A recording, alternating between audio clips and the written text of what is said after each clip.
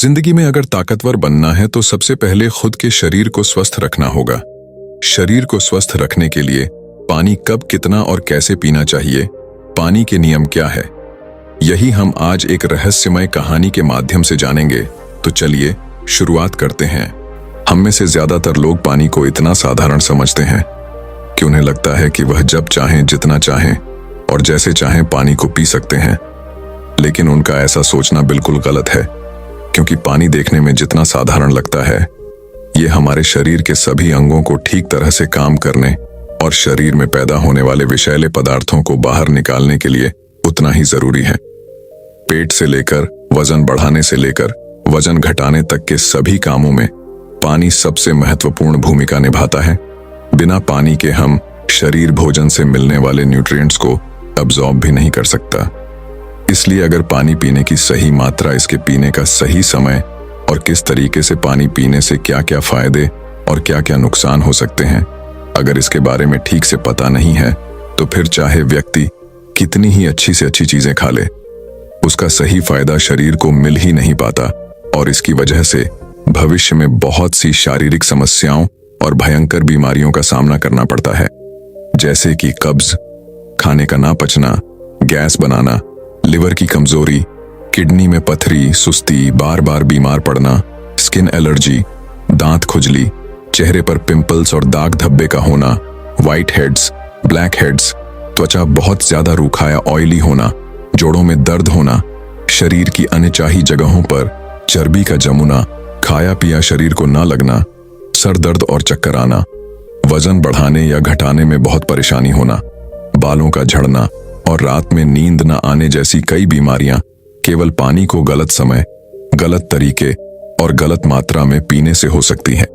इसीलिए आज के इस वीडियो में हम जानेंगे कि पानी हमारे शरीर में जाकर करता क्या है, पानी कब पीना चाहिए और कब नहीं पीना चाहिए, पानी की सही मात्रा क्या है, यानी एक दिन में कितने ग्लास पानी पीना चाहिए, पानी को कैसे पीना चाहिए, अगर शरीर में पानी की कमी हो रही है तो उसे कैसे पहचानना है, पानी को किस बर्तन में स्टोर करके रखना चाहिए और पानी वजन बढ़ाने या घटाने में कैसे मदद करता है। तो आइए शुरू करते हैं पहले प्रश्न से कि पानी हमारे शरीर में जाकर करता क्या है। दोस्तों, हमारी शरीर का 60 से 70 हिस्सा पानी से बना है और हमारे शरीर के सभी आंतरिक अंग जैसे पाचन तंत्र, किडनी, लिवर, फेफड़े आदि पानी की मदद से ही अपना काम सही तरीके से कर पाते हैं। इसके अलावा हमारे शरीर में पानी का सबसे अधिक उपयोग शरीर की गंदगी को बाहर निकालने और कोशिकाओं को जिंदा रखने में होता है। मलमूत्र, पसीना और श्वास के जरिए शरीर को साफ रखने में हमारे शरीर से रोज लगभग 2 लीटर पानी बाहर निकल होता है, जिसे शरीर में रिस्टोर करना भी जरूरी होता है। अब प्रश्न उठता है कि एक दिन में हमें कितना पानी पीना चाहिए और अगर शरीर में पानी की कमी हो गई है तो इसका पता हमें कैसे चलेगा। दोस्तों, शरीर में पानी की कमी होते ही शरीर विभिन्न तरीकों से इसका संकेत भेजना शुरू कर देता है, जैसे पाचन शक्ति कमजोर होने लगती है, मुंह सूखने लगता है, चेहरे और शरीर की त्वचा धीरे धीरे रूखी, बेजान और ढीली पड़ने लगती हैं, आंखें ढंसने लगती हैं और पेशाब का रंग अत्यधिक पीला हो जाता है। यह कुछ सामान्य लक्षण हैं शरीर में पानी की कमी के, और अगर लंबे समय तक शरीर में पानी की कमी बनी रहती है तो फिर ये लक्षण अब इसमें गंभीर बीमारी का रूप भी ले सकते हैं। इसीलिए हर दिन पर्याप्त मात्रा में पानी का पीना बहुत आवश्यक होता है। अब प्रश्न उठता है कि एक दिन में कितना पानी पीना चाहिए और पानी कैसा होना ही, यानी ठंडा, गर्म या नॉर्मल। दोस्तों, पानी में 0 कैलोरी होने के बाद भी यह हमारे शरीर को हाइड्रेट रखकर शरीर की गंदगी को बाहर निकालता है और शरीर को साफ साफ सुथरा रखता है। वैसे एक व्यक्ति को दिन भर में कितना पानी पीना चाहिए, इसकी कोई निश्चित मात्रा फिक्स नहीं है। पानी की मात्रा उस व्यक्ति की सेहत, वह जहां रहता है, वहां का मौसम, उसका वजन और उसके दिन भर की फिजिकल एक्टिविटी पर निर्भर करता है। लेकिन फिर भी एक सामान्य व्यक्ति को दिन भर में कम से कम 10 से 12 ग्लास पानी जरूर पीना चाहिए। और अगर कोई व्यक्ति फल, हरी सब्जियां, दूध और जूस का अधिक सेवन करता है तो उसके पानी पीने की मात्रा इससे भी कम हो सकती है, क्योंकि उसके शरीर को इन सभी चीजों से भी काफी सारा पानी मिल जाता है। लेकिन गर्मी के मौसम में पानी की मात्रा बढ़ाई जा सकती है, और वो लोग जो एक्सरसाइज या शारीरिक मेहनत वाला काम करते हैं उन्हें भी सामान्य लोगों की तुलना में थोड़ा ज्यादा पानी पीना चाहिए। अब यहां अगला प्रश्न ये उठता है कि क्या जरूरत से अधिक पानी पीने पर शरीर को कोई नुकसान भी हो सकता है? तो इसका उत्तर है हाँ, क्योंकि जरूरत से ज्यादा कोई भी चीज हानिकारक ही होती है। ज्यादा मात्रा में पानी पीने से हमारी किडनी का काम बढ़ जाता है और खून में सोडियम की मात्रा कम होने का खतरा बढ़ जाता है। लेकिन ऐसा होने के चांसेस बहुत कम है, क्योंकि अक्सर लोग उतना भी पानी नहीं पी पाते जितने में ये सारी समस्याएं शुरू हों। ये सारी समस्याएं तभी होती हैं जब व्यक्ति एक दिन में कम से कम 4 से 5 लीटर से ज्यादा पानी पी ले। अब प्रश्न उठता है कि पानी को किस तरीके से पीना चाहिए, यानी पानी पीने का सही तरीका क्या है। अक्सर लोगों को लगता है कि वो पानी को जितना चाहें और जैसे चाहें पी सकते हैं, लेकिन उनका ऐसा सोचना बिल्कुल गलत है, क्योंकि एक ही तरह के पानी को अलग अलग तरीके से पीने से उसका हमारे शरीर पर अलग अलग तरह का असर पड़ता है। आपने अपने बड़ों को यह कहते हुए सुना होगा कि खड़े होकर पानी नहीं पीना चाहिए, क्योंकि इससे जोड़ों में दर्द हो सकता है। खैर, इसके पीछे एक आयुर्वेदिक कारण है। आयुर्वेद के अनुसार खड़े होकर कुछ भी पीने से शरीर में तरल पदार्थों का संतुलन बिगड़ जाता है, जिससे जोड़ों में अतिरिक्त तरल पदार्थ जमा हो जाता है, जिससे उम्र बढ़ने के साथ जोड़ों में दर्द होने की समस्या शुरू हो जाती है। इसीलिए पानी को हमेशा बैठकर और आराम से घुट घुट करके पीना चाहिए। पानी का एक घुट मुंह में भरने के बाद उसे कुछ सेकंड तक मुंह में इधर उधर घुमाएं, उसके बाद उठ गएं, क्योंकि ऐसा करने से हमारे मुंह में उपस्थित लार, जो कि क्षारी यानी अल्कलाइन नेचर की होती है, वह पानी में अच्छे से खुल जाती है और पेट में जाकर पेट के अम्लीय माध्यम को उदासीन कर देती है, जिससे एसिडिटी और पेट फूलने जैसी समस्याओं से छुटकारा मिलता है और पाचन शक्ति मजबूत होती है। इसके विपरीत जल्दी जल्दी पानी पीने से मुंह की लार उस पानी में नहीं घुल पाती और हमारी किडनी भी उस पानी को ठीक से फिल्टर नहीं कर पाती। इसलिए पानी को हमेशा बैठकर आराम से ही पीना चाहिए। इसके साथ ही एक बार में 1 या 1.5 ग्लास से ज्यादा पानी नहीं पीना चाहिए, क्योंकि एक ही बार में ज्यादा पानी पी लेने से हमारी किडनी उस पानी को ठीक से फिल्टर नहीं कर पाती और फिर वह पानी बिना एक इस्तेमाल हुए ही पेशाब की जगह शरीर से बाहर निकल जाता है। अब अगला प्रश्न उठता है कि पीने का पानी ठंडा, गर्म या नॉर्मल कैसा होना चाहिए। दोस्तों, हम जब भी कोई ठंडी चीज खाते या पीते हैं तो पहले हमारा शरीर उस चीज को शरीर के तापमान तक गर्म करता है, फिर उस पर अपना काम शुरू करता है। पानी के साथ भी कुछ ऐसा ही होता है। जब हम बहुत ठंडा कर पानी पी लेते हैं तो पहले हमारा शरीर उस पानी को गर्म करता है, फिर काम में लेता है, और इस प्रक्रिया में शरीर की बहुत सी ऊर्जा खर्च हो जाती है और हमारे शरीर को भी इस पानी के उपयोग के लिए तब इंतजार करना पड़ता है जब तक यह गर्म नहीं हो जाता। और इसके साथ ही ठंडा पानी हमारे द्वारा खाए गए खाने को बहुत सख्त बना देता है, जिससे पाचन क्रिया धीमी पड़ जाती है और कब्ज होने की संभावना बढ़ जाती है। इसीलिए पानी हमेशा कमरे के तापमान का या फिर हल्का गर्म ही पीना चाहिए, क्योंकि ऐसे पानी को हमारा शरीर तुरंत काम पर लेता है और हमारे द्वारा खाए गए खाने को तोड़ने में भी हल्का गर्म पानी बहुत मदद करता है, जिससे पाचन शक्ति बढ़ती है और पेट भी खुलकर साफ होता है। अब अगला प्रश्न उठता है कि पानी को कब पीना चाहिए और कब नहीं पीना चाहिए। तो पहले हम यह जान लेते हैं कि पानी को कब कब नहीं पीना चाहिए। पहला, खाना खाने के तुरंत बाद पानी नहीं पीना चाहिए। जैसे ही खाना हमारे पेट में पहुंचता है, उस खाने को पचाने के लिए पेट बहुत से पाचक रस निकालता है। जठर ग्रंथियों से अंग निकलता है, जो कि भोजन को पचाने के लिए बहुत जरूरी है। लेकिन जब हम भोजन के तुरंत बाद पानी पी लेते हैं तो ये सारे पाचक रस और अंगल पानी में घुलकर बहुत पतले हो जाते हैं, जिससे हमारी पाचन क्रिया बहुत धीमी हो जाती है, या यह कहो कि भोजन सही से पचने की बजाय सड़ना शुरू कर देता है। और जब यह भोजन सड़ता है तो न केवल हमारा शरीर इस भोजन से मिलने वाले पोषक तत्वों को अवशोषित नहीं कर पाता, बल्कि हमें भोजन के सड़ने से होने वाली बहुत सी बीमारियों का सामना भी करना का है, जैसे पेट का फूलना, गैस बनाना, कब्ज का होना, एसिडिटी इत्यादि। आपने बहुत से लोगों को कहते भी सुना होगा कि मैं तो हमेशा अच्छा और हेल्थी खाना ही खाता हूं, लेकिन फिर भी मेरा वजन कम नहीं हो रहा या वजन बढ़ नहीं रहा। तो इसका सबसे बड़ा कारण यही है कि आप खाने के ठीक पहले या खाने के ठीक बाद बहुत सारा पानी पी लेते हैं। खाने के ठीक पहले, खाने के दौरान या खाने के बाद 1 या 2 घूंट पानी पी लेने में कोई बुराई नहीं है, लेकिन यहां 1 या 2 घूंट से मतलब है सिर्फ गले को गीला करने जितना पानी पीना। आयुर्वेद के अनुसार आवर खाना खाने से 40 मिनट पहले और खाना खाने के 1 घंटे बाद आप मन भर कर पानी पी सकते हैं। अगर दोपहर के खाने के बाद आप कुछ पीना ही चाहते हैं तो आप छाछ या मट्ठा पी सकते हैं। दूसरा, रात में सोने से ठीक पहले यह अचानक नींद खुलने पर पानी पीकर सोना। दोस्तों, दिन के समय पानी पीना जितना फायदेमंद होता है, रात में ज्यादा पानी पीना उतना ही नुकसान पहुंचा सकता है, क्योंकि सोते समय हमारा शरीर आराम स्थिति में होता है, यानी वह उतना एक्टिव नहीं होता जितना दिन में होता है। इसीलिए रात में पिया गया पानी बिना ठीक से इस्तेमाल हुए सीधा किडनी में फिल्टर होने पहुंच जाता है, जिससे हमारी किडनी पर एक्स्ट्रा जोर पड़ता है और उसे नुकसान पहुंचता है।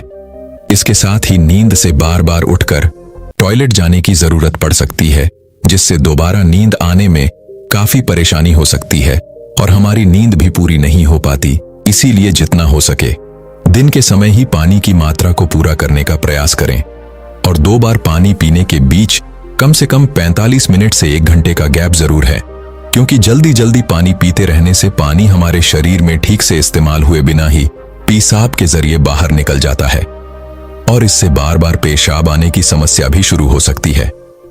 और यहां तक कि कुछ लोगों को सर्दी, खांसी और जुकाम तक हो जाते हैं। इसके साथ ही बहुत ज्यादा गर्म चीजें जैसे चाय, कॉफी और सूप पीने के तुरंत बाद भी पानी नहीं पीना चाहिए, क्योंकि ऐसा करने से दांतों और मसूड़ों को बहुत नुकसान पहुंचता है। दोस्तों, अब हम इस बारे में बात करेंगे कि पानी कब का पीना चाहिए, यानी पानी पीने का सही समय क्या है।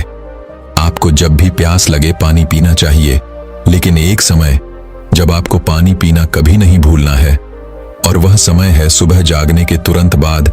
रात भर खाना पचाने की वजह से हमारे पेट और आंतों में बहुत सी गंदगी और जहरीले पदार्थ पैदा हो जाते हैं। लेकिन जब हम सुबह सुबह बिना कुछ खाए पिए खाली पेट 2 से 3 ग्लास पानी पीते हैं, तो हमारे पेट और आंतों की सारी गंदगी मल और मूत्र के माध्यम से शरीर से बाहर निकल जाती है और पेट भी एक बार में अच्छी तरह से साफ हो जाता है।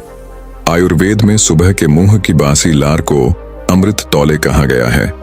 हमारे मुंह की लार, जो कि क्षारी यानी अल्कलाइन होती है, जब वह सुबह सुबह पानी में खुलकर पेट में जाती है तो पेट के एसिडिक मीडियम यानी अम्लीय माध्यम को उदासीन कर देती है, जिससे एसिडिटी, गैस और जलन जैसी समस्याओं से छुटकारा मिल जाता है।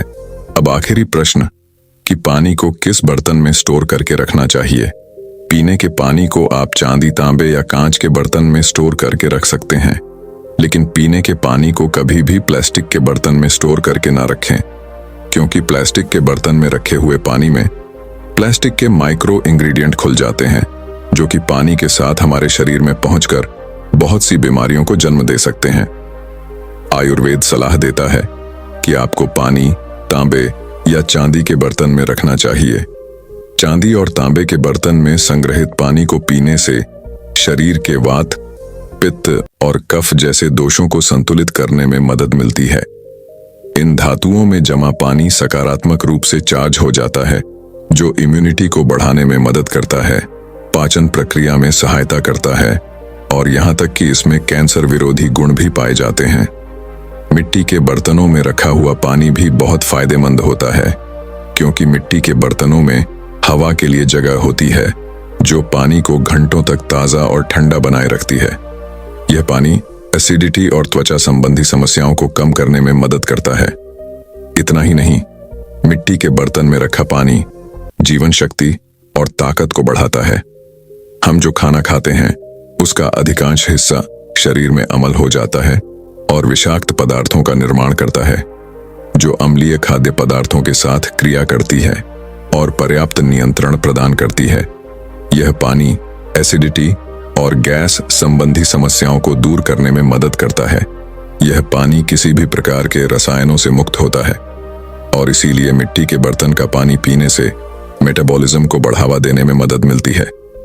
मिट्टी के बर्तन में रखा पानी पीने से पाचन शक्ति बढ़ती है और वात, पित्त और कफ नामक तीनों दोष संतुलित होते हैं। तांबा एक जात एंटीऑक्सीडेंट है, इसीलिए इसमें रखा पानी पीने से त्वचा जवान रहती है और कैंसर के होने की संभावना कम हो जाती है। इसके साथ ही वो लोग जो हाई ब्लड प्रेशर और मोटापे से परेशान हैं, तांबे के बर्तन में रखा पानी पीना उनके लिए बहुत ही फायदेमंद साबित हो सकता है, क्योंकि तांबा शरीर की अतिरिक्त चर्बी को पानी में घोलकर वजन कम करने में मदद करता है। दोस्तों, आइए अब जल्दी से समराइज कर लेते हैं कि हमने इस वीडियो में क्या क्या सीखा। पहला, पानी को कभी भी खड़े होकर या भागते हुए नहीं पीना चाहिए। पानी को हमेशा बैठकर आराम से घुट घुट भरकर पीना चाहिए। दूसरा, कभी भी ज्यादा ठंडा पानी नहीं पीना चाहिए।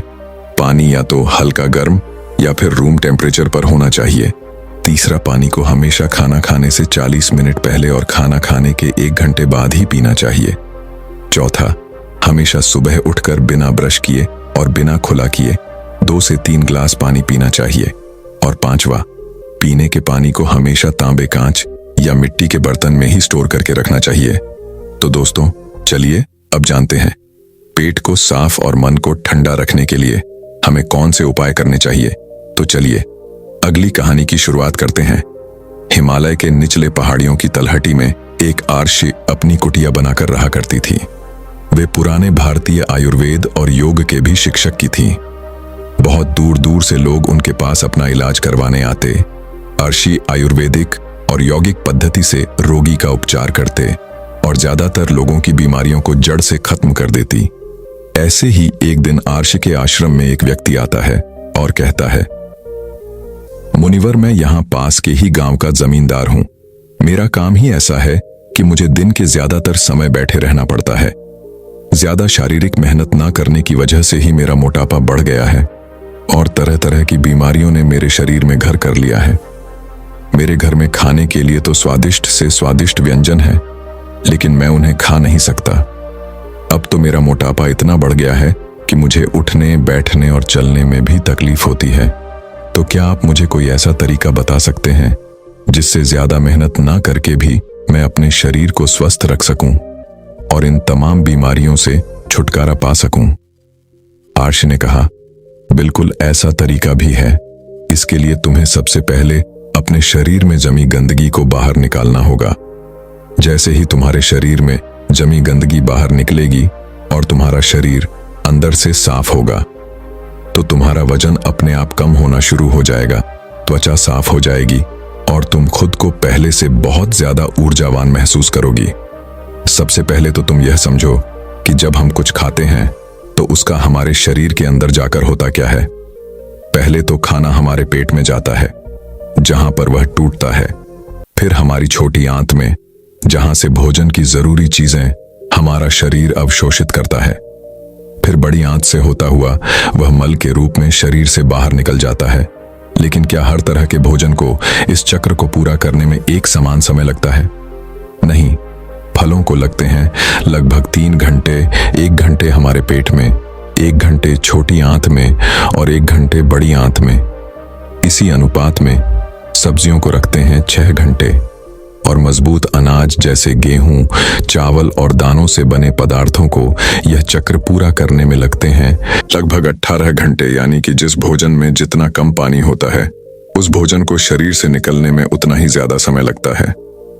जमींदार ने कहा, मुनिवर, जैसा कि आपने कहा कि अन्न को पूरी तरह से पचाकर शरीर से बाहर निकालने में 18 घंटे का समय लगता है, लेकिन मैं तो दिन में 3-3, 4-4 बार खाता हूं। आर्षी ने कहा, यही तो तुम गलती कर रहे हो। पहले वाला खाना बचा नहीं कि तुमने ऊपर से और डाल दिया। परिणाम स्वरूप पहले वाला खाना अपशिष्ट के रूप में पूरी तरह से निकल ही नहीं पाता। वह अंदर ही अंदर सड़ता रहता है और फंगस और कीड़े पैदा करता है। आर्षी ने जमींदार की तरफ देखते हुए कहा, तुमने लोगों के पेट में कीड़े पड़ने वाली बातें सुनी होंगी। आखिर वह कीड़े आते कहां से हैं? वह कीड़े इसी अधपंचे अंदर सड़ रहे खाने से पैदा होते हैं जो कि हमारी आंतों में चिपका रहता है। ये जरूरी नहीं कि कल खाया हुआ भोजन ही तुम्हारी आंतों में गंदगी के रूप में चिपका हो सकता है कि साल भर पहले काव्य भोजन का कुछ हिस्सा तुम्हारी आंतों में गंदगी के रूप में आज भी चिपका हो। कोई भी चीज जो हमें सीधे प्रकृति से नहीं मिल रही है, उसे पचाकर बाहर निकालना शरीर के लिए बहुत मुश्किल होता है, और फिर ऐसा भोजन ही हमारी आंतों में चिपक जाता है और एक मोटी परत बना लेता है। देखो, हम जो भी खाते हैं उसे पचाकर हमारी आंतों की दीवार द्वारा अवशोषित कर लिया जाता है और फिर हमारे रथ में भेज दिया जाता है। लेकिन अगर हमारी आंतों के दीवार में गंदगी जमा है तो फिर भोजन के रस के साथ वह गंदगी भी अवशोषित हो जाती है और हमारे रथ में मिल जाती है, और फिर रथ के द्वारा हमारे शरीर के सभी अंगों तक पहुंचकर उनके काम में बाधा उत्पन्न करती है, और इसी बाधा को हम अलग अलग बीमारी का नाम दे देते हैं। अगर यह गंदगी हमारी त्वचा की परतों के बीच इकट्ठा हो जाती है तो हम कहते हैं कि मोह से यह चरम रोग हो गया। अगर यह गंदगी गांठ बनकर हमारी गुर्दों या पैर के किसी हिस्से में दब जाती है तो हम इसे कहते हैं पथरीली। इसी तरह से मोटापा, अगर तुम्हें वजन कम करना है तो शरीर में से इस गंदगी को निकालना पड़ेगा। अगर यह गंदगी हमारी आंतों में बहुत ही मोटी परत बना लेती है तो हम इसे कहते हैं कब्ज, और कब्ज सभी बीमारियों की जड़ें। इसी प्रकार अगर यह गंदगी हमारी श्वास नली में जम जाती है तो हम इसे कहते हैं अस्थमा।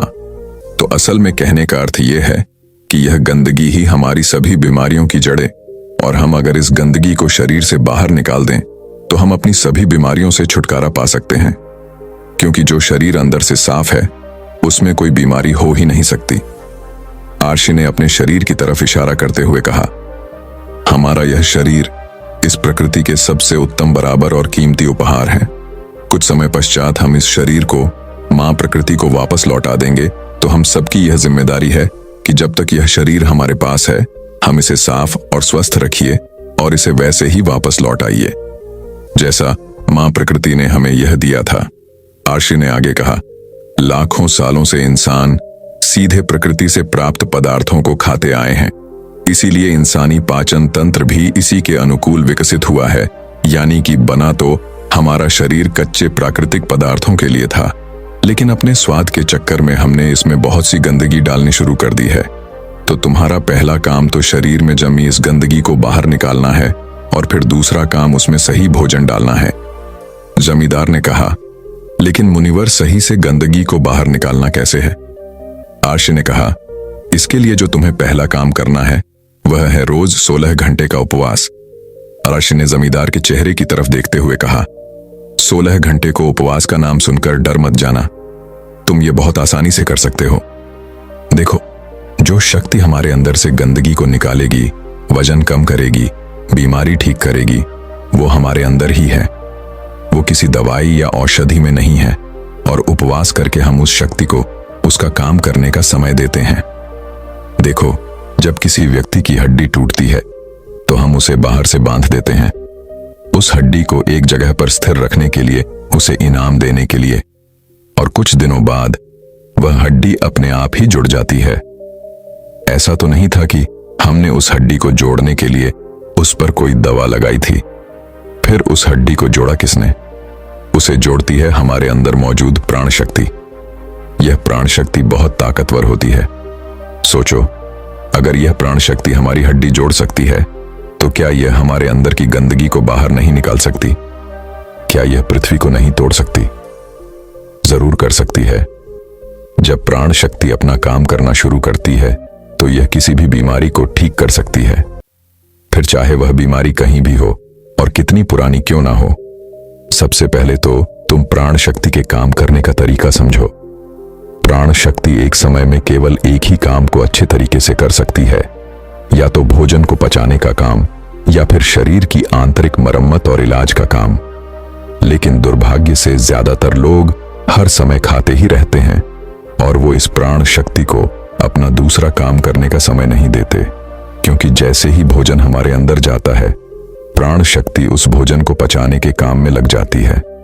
हमने सुबह नाश्ता किया, प्राण शक्ति उसे अच्छे से पचा नहीं पाती कि हमने दोपहर का खाना खा लिया, वह भी नहीं पचा, और हमने शाम को फिर कुछ खा लिया, वो भी नहीं पच पाया, और हमने रात का खाना खा लिया। इस तरीके से प्राण शक्ति 24 घंटे और 7 दिन बस खाने को पचाने नहीं लगी रहती है। उसे कभी भी शरीर की बीमारियों का इलाज करने और शरीर में जमी गंदगी को बाहर निकालने का समय नहीं मिल पाता। तो अगर हम चाहते हैं कि प्राण शक्ति हमारे शरीर पर भी अपना काम कर सके, तो हमें रोज कुछ समय के लिए उसे भोजन को पचाने के काम से मुक्त रखना होगा। और ऐसा हम कर सकते हैं 16 घंटे उपवास रखकर। अगर तुम रात को 8 बजे अपना खाना खाते हो, तो कोशिश करो कि सुबह 12 बजे तक कुछ भी ना खाओ। अगर तुम सुबह 12 बजे तक भूखे नहीं रह सकती, तो तुम सुबह नाश्ते में कोई जूस या नारियल पानी पी सकते हो। अगर तुम्हारा काम ऐसा है कि तुम्हें 12 बजे के पहले भोजन करना ही पड़ता है, तो तुम रात में जल्दी भोजन कर सकते हो, जैसे कि शाम को 6 बजे। फिर तुम सुबह 10 बजे के बाद अपना भोजन कर सकते हो। तुमने सुना होगा कि हमारे पूर्वज अपना रात का भोजन सूरज डूबने से पहले ही कर लेते थे। वो ऐसा इसलिए करते थे ताकि भोजन को पचाने के बाद प्राण शक्ति को कुछ समय शरीर के उपचार के लिए भी मिल जाएगी। मान लो तुम शाम को 6 बजे अपना भोजन कर लेते हो, और अगर तुम्हारा भोजन हल्का है तो यह रात को 2 बजे तक आसानी से पच जाएगा। उसके बाद रात को 2 बजे से सुबह 10 बजे तक, यानी 8 घंटे का समय प्राण शक्ति को खाली मिलेगा। अगर 30 दिनों तक इस नियम का पालन करते हो, तो यह समय हो जाएगा 240 घंटे, और 1 साल में यह समय बढ़कर हो जाएगा 2880 घंटे, यानी 1 साल में प्राण शक्ति को 2880 घंटे का समय मिल जाएगा हमारे शरीर का उपचार व आंतरिक मरम्मत करने का। इस 2880 घंटे में प्राण शक्ति हमारी आंतों में जमा गंदगी को बाहर निकालेगी, रक्त को साफ करेगी और श्वसन नली में जमी गंदगी को बाहर निकालेगी। इतने समय में प्राण शक्ति किसी भी गंदगी और किसी भी बीमारी को शरीर से बाहर निकाल सकती है। लेकिन आजकल लोगों को लगता है कि अगर वह उपवास करेंगी तो वह कमजोर पड़ जाएंगे, लेकिन ऐसा नहीं है। हजारों साल पहले हमारे पूर्वजों के पास भोजन की कोई निरंतरता नहीं होती थी। कई बार तो उन्हें कई दिनों तक भूखे रहना पड़ता था। तो यह इंसानी शरीर विकसित ही ऐसे हुआ है कि इसे समय समय पर उपवास करने की आदत है। अजीब बात तो यह है कि हम हर समय कुछ ना कुछ खाते ही रहें। हमारे कुछ बुद्धिजीवी पूर्वज इस बात को समझते थे कि अगर किसी व्यक्ति को उपवास करने के लिए कहा जाएगा तो वह नहीं करेगा। इसीलिए उन्होंने उपवास को हमारे धर्मों के नाम पर किताबों में इसे जोड़ दिया है, ताकि लोग समय समय पर उपवास करते रहें। उपवास के दौरान हमारी प्राण शक्ति शरीर के हर अंग की गहराई तक पहुंचकर वहां जमी गंदी को मलमूत्र, कफ और पसीने की मदद से शरीर के बाहर निकाल देती है। आर्शी ने जमींदार से कहा, एक बात का हमेशा ध्यान रखना कि रात का भोजन हमेशा हल्का होना चाहिए, और अगर तुम अभी से 16 घंटे का उपवास नहीं कर सकते तो तुम 14 घंटे से शुरुआत करो और इसे धीरे धीरे 16 घंटे तक ले जाओ। पहले तो यह तुम्हें मुश्किल लगेगा, फिर धीरे धीरे यह तुम्हारी आदत का हिस्सा बन जाएगा। आर्शी ने कहा, दूसरा तरीका जिससे तुम अपने शरीर की गंदगी बाहर निकाल सकते हो वह है शरीर की मालिश और पसीने के माध्यम से। जब हम कम से कम हफ्ते में 3 बार तेल से अपने शरीर की अच्छी तरह मालिश करते हैं, तो इससे हमारे रक्त की गति तेज होती है, और यह गतिशील रक्त अपने साथ नसों में जमी गंदगी को बहाकर गुरु तक ले जाता है, जहां से इस गंदगी को मलमूत्र के द्वारा शरीर के बाहर निकाल दिया जाता है। इसी प्रकार जब कोई व्यक्ति कड़ी मेहनत करता है तो उसके शरीर में जमी गंदगी और चर्बी पसीने के रूप में बाहर निकल जाती है। आर्शी ने आगे कहा, स्वस्थ रहने के लिए शरीर से गंदगी निकालकर उसमें सही भोजन डालने की जरूरत होती है। अब मैं तुम्हें भोजन के 3 नियमों के बारे में बताने जा रहा हूं। पहला नियम, अपने भोजन में कम से कम 40 से 50% जीवित भोजन शामिल करो। फिर चाहिए फल हों, हरी सब्जियां, सूखे मेवे भी या अंकुरित अनाज। कुल मिलाकर यह पका हुआ नहीं होना चाहिए। ज्यादातर लोग मरा हुआ भोजन खाते हैं और फिर वह स्वस्थ रहने की उम्मीद करते हैं। मरा हुआ भोजन करने का अर्थ यह है कि हम एक मृत वस्तु से जीवन निकाल रहे हैं, तो यह पहले हमारे शरीर से ऊर्जा लेगा, फिर यह हमें ऊर्जा देता है। भोजन को पचाने के लिए सभी जरूरी पाचक रस सिर्फ शरीर में ही नहीं होते, ये उस भोजन में भी पाए जाते हैं लेकिन जब हम भोजन को पकाते हैं तो उसमें से बहुत से जरूरी पाचक रस नष्ट हो जाते हैं, और जब हम बिना पाचक रस वाला भोजन खाते हैं तो हमारे शरीर को वो सभी पाचक रस फिर से बनाने पड़ते हैं जो नष्ट हो चुके हैं। लेकिन किसी भी व्यक्ति का पाचन तंत्र कितना ही अच्छा क्यों ना हो, वह उन सारे पाचन प्रसंगों को फिर से नहीं बना सकता जो नष्ट हो चुके हैं। वो बस कुछ हद तक उन्हें बना सकता है। दूसरा नियम, शुद्ध शाकाहारी भोजन खाए, यानी ऐसा भोजन जो पेड़ों से आता है, ना कि जानवरों से मांस, मछली या अंडा। इसे बिल्कुल ना खाए। प्रकृति ने हमारे शरीर को जानवर खाने के लिए बनाया ही नहीं। तीसरा नियम, बासी या बहुत देर से रखा हुआ भोजन ना खाए। भगवत गीता के 17वें में अध्याय के 10वें श्लोक में भगवान श्री कृष्ण कहते हैं कि जो भोजन पका हो उसे पकने के एक पैर यानी 3 घंटे के अंदर खा लेना चाहिए, क्योंकि 3 घंटे के बाद वह भोजन तामसिक हो जाता है, उसमें से प्राण जाने लगते हैं। इसीलिए भारतीय और एक संस्कृति में यदि पका हुआ भोजन 3 घंटे से अधिक देरी से रखा हुआ है तो उसे नहीं खाया जाता। हमारे पूर्वज भी इसी नियम का पालन करते थे, इसीलिए भोजन चूल्हे से सीधे उनके थाली में आता था। लेकिन आजकल ज्यादातर लोग सुबह का भोजन शाम को और रात का बचा हुआ भोजन सुबह करते हैं और बहुत सी बीमारियों को निमंत्रण देते हैं। आरशी ने जमींदार के चेहरे की तरफ देखते हुए कहा, अगर तुम इन नियमों का पालन करोगे तो तुम्हारी बीमारी भी ठीक हो जाएगी, तुम स्वस्थ रहोगे और कभी भी बीमार नहीं पड़ोगे। दोस्तों, मैं उम्मीद करता हूं कि यह कहानी सुनने से आपके जीवन में अच्छे बदलाव आए होंगे। आपको इस वीडियो से क्या सीखने मिला ये कमेंट करके जरूर बताएं, और अपने परिवार, दोस्तों या आपके करीबी इंसान के साथ ये कहानी शेयर करके उन्हें भी इस ज्ञान से परिचित करवाएं। बाकी अगर आपको यह वीडियो दिल से अच्छी लगी हो तभी इस वीडियो को लाइक कर देना, और आपने अब तक इस चैनल को सब्सक्राइब ना किया हो तो चैनल को सब्सक्राइब भी जरूर कर देना। आपका हर दिन शुभ हो और खुशियों से आपका जीवन भरा रहे। धन्यवाद। नमो बुद्धाय।